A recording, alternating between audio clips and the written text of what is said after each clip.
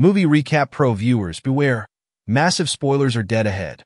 The two-part Agatha All Along finale answers almost every single mystery in the show, all except one. But before we get to that, here are the most important things that you might have missed, starting with the biggest twist. Is W. Maxim really good? Where's your power now? Desperate to find Tommy and inspired by his research into witchcraft, Billy inadvertently created the Witch's Road with his own reality-altering powers, and Agatha knew this from day one. Agatha is the only known survivor of the road because she invented the legend herself, grown from rumors spread by power-hungry witches.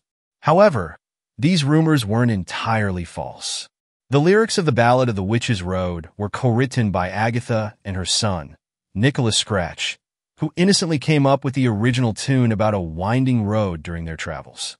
Improving upon her old scheme of luring, absorbing, and killing other witches, Agatha made Nicky sing the ballad to lure more witches to their deaths. One day, in the 6th year of Nicky's life, he is claimed by Agatha's former lover, Lady Death. As Agatha sings the ballad on the grave of her son, a passing witch bugs Agatha about the road. Agatha then fools the witch into forming a coven to walk the witch's road. When the ballad fails to open the way, Agatha coaxes them into attacking her. This coven was the first victim of Agatha's Witch's Road scam, and over the next 2.5 centuries, Agatha repeats the same trick to absorb countless witches. She almost got away with doing the same trick to her new coven, but Billy came along and made the Witch's Road real. Down the Witch's Road, Jennifer Kale found out Agatha was the witch who bound her, so Jen took her power back and set out on her own. With Agatha's help, Billy located and placed the soul of Tommy Maximoff into a boy who just died, putting Billy a step closer to finding his brother.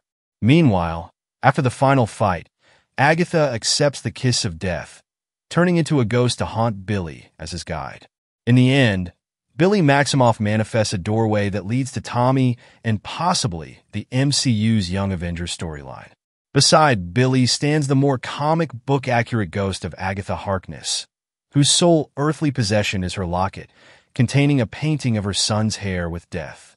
Now off their backs, Agatha clearly has unfinished business left on Earth, which is likely to find Tommy for Billy, whom she finally admits reminds her of Nicky.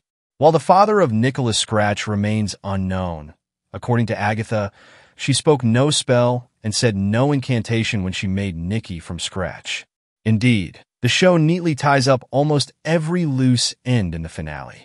Billy even creates a tombstone for Sharon, Alice, and Lila in Agatha's base, where he manifested the entrance to the Witch's Road, a sigil as a spell.